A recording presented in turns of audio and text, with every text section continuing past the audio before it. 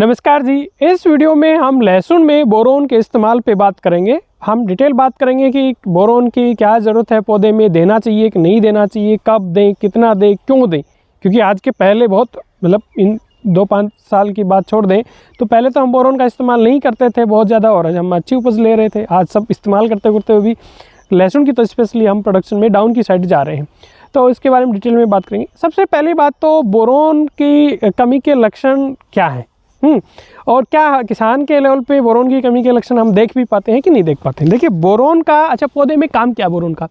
Actually boron का काम है सेल वाल जो होती है, कोशिका जो होती है उसकी जो वाल होती है, सेल की जो वाल होती है उसमें इसका मेजर रोल होता है। और कैल्शियम का ये यदि बोरोन प्रॉपर आप के सॉइल में है, बोरोन की कमी नहीं है प्लांट में, तो वो कैल्शियम का भी बेटर यूटिलाइजेशन कर सकता है।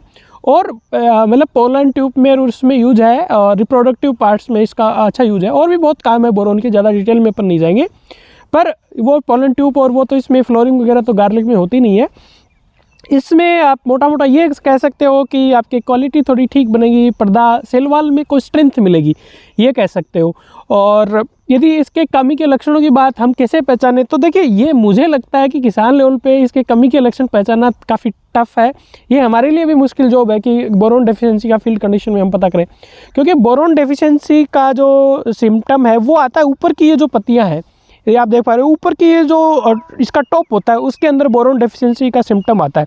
और उसका रीज़न भी होता है कि बोरोन प्लांट के अंदर मोबाइल नहीं होता है, क्योंकि एक्चुअली क्या है कि जब प्लांट इसको लेता है तब ये सीधा ही सेल वाल के लग जाता है, सेल वाल सिंथेसिस में चला जाता है, तो फिर ये साइटोप्लाज्म में नहीं आता है, इसकी बहुत ज़्यादा मोबिलिटी प्लांट में नहीं होती। आप तो यूँ समझे यदि इसकी डेफिशिएंसी के सिम्टम कभी कोई किसान यदि जान भी पाए तो वो ये होता है कि ऊपर की जो पत्ती है वो आपको सूखी दिखाई देगी और थोड़ी घूम सी जाएगी और मोटी हो जाएगी पत्ती। प्याज और लहसुन में दोनों में लगभग सेम यही सिम्टम है, लेकिन ये फार्मर लेवल पे ये पहचानना काफ़ी टफ होता है, क्योंकि गार्लिक की पत्ती ऊपर से सूखी होना कई वजह हो सकती है, पर नई पत्तियों में यदि ऐसा है तो वो बोरोन डेफिशिएंसी से होता है। अब मैं फिर कह रहा हूँ कि किसान लेवल पे बोरोन की डेफिशिएंसी सिम्टम पहचानना थोड़ा टफ है, तो हम क्या करें, और क्यों हम बोरोन इसका इस्तेमाल करें।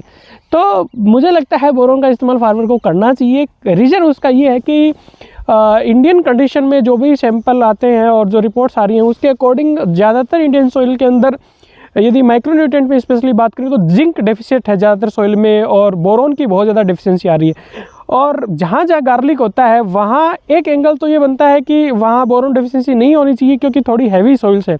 बोरोन डेफिशिएंसी कब होगी, जब आपकी बहुत हल्की ज़मीनें होंगी उस केस में होगी। लेकिन आपके बहुत यहाँ हैवी सॉइल्स है, लेकिन यहाँ ऑर्गेनिक मैटर ऐड नहीं हो रहा है, सॉइल का पीएच बढ़ रहा है, तो आपके बोरोन की डेफिशिएंसी हो सकती है आपकी सॉइल के अंदर। ठीक है, गार्लिक हाई वैल्यू क्रॉप है, आप ऐसा इसमें छोड़ नहीं सकते कि होगा बोरोन की, इसको नेगलेक्ट नहीं कर सकते। हर कोई ये चाहता है कि मैं कुछ भी डालूं पर मेरा अच्छा प्रोडक्शन आए, और बोरोन ऐसा कोई जहर जैसा कुछ है नहीं, ये जस्ट सिंपल न्यूट्रिएंट है। तो बोरोन चूँकि और सबसे इम्पोर्टेंट बात है कि भाई ऑर्गेनिक मैटर अपनी सॉइल में डल नहीं रहा, खाद डल नहीं रही है, और खाद डल नहीं रही है, आप लगातार प्रोडक्शन ले रहे हो तो सॉइल में इसकी डेफिशिएंसी आपकी सॉइल में हो सकती है। एंड सेकेंडली आपकी सॉइल्स का पीएच ज़्यादा है, और यदि ज़्यादा पीएच है तो ज़्यादातर माइक्रोन्यूट्रिएंट की अवेलेबिलिटी बहुत कम हो जाती है। बोरोन भी एक माइक्रोन्यूट्रिएंट है, उसकी अवेलेबिलिटी भी आपकी सॉइल में कम होगी। तो बोरोन कैसे दें, अच्छा क्या काम करेगा, तो मोटा मोटी आप ये समझें कि आपके इसका बेसिक काम ये होता है कि जो इसका पौधे का जो अपर पोर्शन होता है, उस मेरिस्टेमिक जो रीजन होता है उसकी बढ़वार, और उसी पे पूरा सिस्टम है। आप इस चीज़ को यहाँ भी छोड़ सकते हो। क्या काम करेगा बोरोन प्लांट में, इस चीज़ को यहाँ भी छोड़ सकते हो कि 17 जो पोषक तत्व हैं वो इक्वली प्लांट में इंपॉर्टेंट है, ये एसेंशियल है सभी। बोरोन भी एक वैसे ही है, और ज़्यादातर सॉइल में डेफिशिएट हो रहा है तो हम भी ये मान सकते हैं कि हमारी ज़मीन में भी कम होगा, क्योंकि खाद नहीं पड़ रहा, पीएच ज़्यादा हो रहा है। तो अब इसको कैसे इसको दूर करें, इस डेफिशिएंसी को, या बोरोन कैसे अप्लाई करें। देखिए बोरोन को एक आप सॉइल एप्लीकेशन कर सकते हो, ज़मीन में आप डाल सकते हो। जैसे इफ़को का पहले बोरेक्स आता था 10-10.5% में, तो आप इफ़को का जो ये 14.5% में भी बोरोन आता है, तो उसकी सॉइल एप्लीकेशन की रिकमेंडेशन है। तो सॉइल एप्लीकेशन आप बुआई के टाइम भी दे सकते हो, और ये आप गुड़ाई उड़ाई करके अभी भी दे सकते हो। लेकिन मेरा थोड़ा सा मानना ये है कि सॉइल एप्लीकेशन में बोरोन की अवेलेबिलिटी पे थोड़ा सा कई बार micronutrient, not only boron, micronutrient की अवेलेबिलिटी पे थोड़ा सा क्वेश्चन मार्क आ जाता है। उसका रीज़न ये है कि आप सॉइल के अंदर देते हो, सॉइल का पीएच बहुत ज़्यादा है, तो वो प्लांट को अवेलेबल होता भी है कि नहीं हो पाता है, तो वो एक क्वेश्चन मार्क है। तो मैं तो ये रिकमेंड करूँगा कि यदि आपने सॉइल एप्लीकेशन अभी फील्ड के अंदर नहीं की है तो आप बोरोन का फोलियर स्प्रे करें। और बोरोन का ही नहीं, माइक्रोन्यूट्रेंट का, स्पेशली गार्लिक के अंदर आपको जिंक का भी ख्याल रखना चाहिए, क्योंकि ज़्यादातर सॉइल जिंक डेफिशिएंट है और बोरोन का आपको रखना ही चाहिए। डेफिशिएंसी सिम्टम तो फार्मर लेवल पे इसको मतलब डायग्नोस करना बहुत मुश्किल है।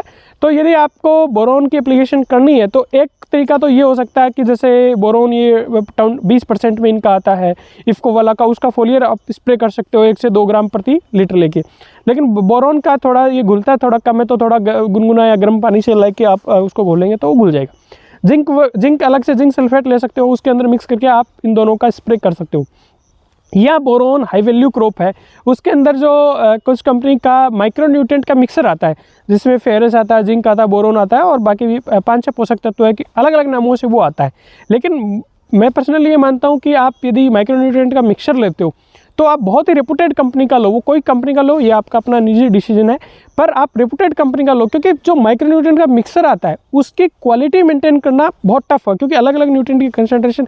इसलिए आप देखते होंगे कि माइक्रोन्यूट्रेंट का जो मिक्सर है वो हर कोई कंपनी नहीं बनाना चाहती है, क्योंकि उनके सैंपल्स फेल हो जाते हैं। तो इस बात को यहीं कंक्लूड करेंगे, बोरोन ज़्यादातर इंडियन सॉइल्स में डेफिशिएंट है, आपके यहाँ भी होगा, पीएच ज़्यादा है।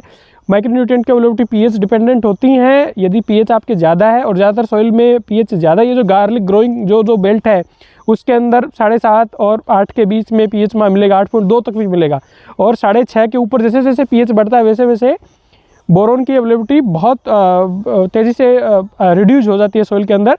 बहुत इंपॉर्टेंट बात यह है कि आप इसको या तो 45 दिन पे एप्लीकेशन करें या 60 डेज पे करें, मतलब 60 डेज़ के पहले ये एप्लीकेशन आप कर लोगे तो ठीक है, और 2 स्प्रे आप कर देते हो तो ज़्यादा बेहतर रहेगा। देखिए माइक्रोन्यूट्रिएंट बहुत कम क्वांटिटी में चाहिए, तो आप यदि फोलियर स्प्रे करोगे, 2 फोलियर स्प्रे कर दोगे तो माइक्रोन्यूट्रिएंट की आप काफ़ी हद तक मतलब प्लांट में पूर्ति कर सकते हो फोलियर स्प्रे से। तो इसलिए आप सॉइल में नहीं दे पाए हो तो कोई घबराने की ज़रूरत नहीं है, आप फोलियर स्प्रे कर सकते हो 45 दिन पे, 60 दिन पे। कोशिश करें कि 60 दिन के पहले आप 2 स्प्रे या तो बोरोन जिंक का मिला के कर दें, या माइक्रोन्यूट्रिएंट जो मिक्सर आता है उसका भी आप फोलियर स्प्रे कर सकते हो। और यदि आपका सॉइल एप्लीकेशन करना है तो आप ये गुड़ाई वगैरह कर रहे हो इस तक ही कर दें। बहुत लेट आप कंडीशन में, जैसे हमारे पास किसान आता है 90 दिन की क्रॉप होती है, उस टाइम कहता है साहब मैं क्या ऐसा फेंकूँ कि मेरा लहसुन फूल जाए, ये कर दूँ वो कर दूँ। तो आप कोशिश करें कि आप 60 डेज़ के पहले ये जो माइक्रोन्यूट्रिएंट का आपका देना है वो आप दे दें। उम्मीद करता हूँ जानकारी ठीक लगी होगी। ये जानकारी ठीक लगी तो आप इस चैनल को सब्सक्राइब कर सकते हो। नमस्कार, जय हिंद।